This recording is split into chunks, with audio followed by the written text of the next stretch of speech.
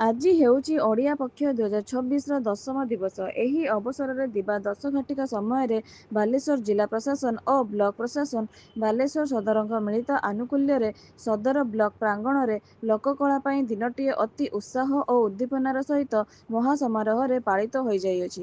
ସର୍ବପ୍ରଥମେ ସଭା ଆରମ୍ଭରେ ରାଜ୍ୟ ସଙ୍ଗୀତ ବନ୍ଦେ ଉତ୍କଳ ଜନନୀ ସମୂହ ଗାନ କରାଯାଇଥିଲା। ଏହି କାର୍ଯ୍ୟକ୍ରମରେ ମୁଖ୍ୟ ଅତିଥି ଭାବେ ବାଲେଶ୍ୱର ସଦର ପଞ୍ଚାୟତ ସମିତି ଅଧ୍ୟକ୍ଷା ଶ୍ରୀମତୀ ସୁନିତା ବେହେରା ଏବଂ ସମ୍ମାନିତ ଅତିଥି ଭାବେ ଅତିରିକ୍ତ ଜିଲ୍ଲାପାଳ ଶ୍ରୀଯୁକ୍ତ ସୁଧାକର ନାୟକ, ମାନ୍ୟବର ବିଧାୟକ ସଦର ପ୍ରତିନିଧି ଶ୍ରୀଯୁକ୍ତ ହରେନ୍ଦ୍ର କୁମାର ପ୍ରଧାନ, ଗୋଷ୍ଠୀ ଉନ୍ନୟନ ଅଧିକାରୀ ଶ୍ରୀଯୁକ୍ତ ଉତ୍ତମ କୁମାର ଜେନା, ଜିଲ୍ଲା ସଂସ୍କୃତି ଅଧିକାରୀ ସୁଶ୍ରୀ ମନସ୍ୱିନୀ ରାଉତ, ଅତିରିକ୍ତ ଗୋଷ୍ଠୀ ଉନ୍ନୟନ ଅଧିକାରୀ ଶ୍ରୀଯୁକ୍ତ ମାୟାଧର ମଲ୍ଲିକ ଯୋଗଦାନ କରି ଲୋକକଳା ଦିବସ ସମ୍ବନ୍ଧରେ ଆଲୋକପାତ କରିବା ସହିତ ହଜିଯାଉଥିବା ଲୋକକଳାକୁ ବଞ୍ଚାଇ ରଖିବା ପାଇଁ କଳାକାରମାନଙ୍କୁ ଅନୁପ୍ରାଣିତ କରିଥିଲେ। ଏହାପରେ ଅତିଥିମାନେ ସଦର ବ୍ଲକ ଅଞ୍ଚଳର 25 ଜଣ ପ୍ରମୁଖ ଲୋକ କଳାକାରମାନଙ୍କୁ ସମ୍ବର୍ଦ୍ଧିତ କରିଥିଲେ।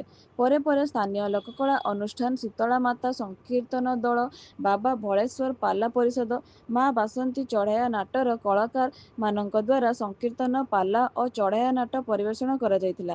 ଏହି ସମସ୍ତ କାର୍ଯ୍ୟକ୍ରମକୁ ସଦର ବ୍ଲକ ମଙ୍ଗଳ ସମ୍ପ୍ରସାରଣ ଅଧିକାରିଣୀ ଶ୍ରୀମତୀ ମଧୁ ଛନ୍ଦାଗିରି ପରିଚାଳନା କରିଥିଲେ।